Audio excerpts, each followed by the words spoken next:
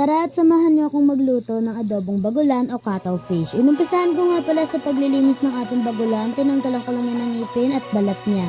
Hinugasan ko maigi pagkatapos hiniwa-hiwa ko ng pahaba. Matapos nga niya, isinimulan ko na maghiwa ng bawang, sibuyas at kamatis.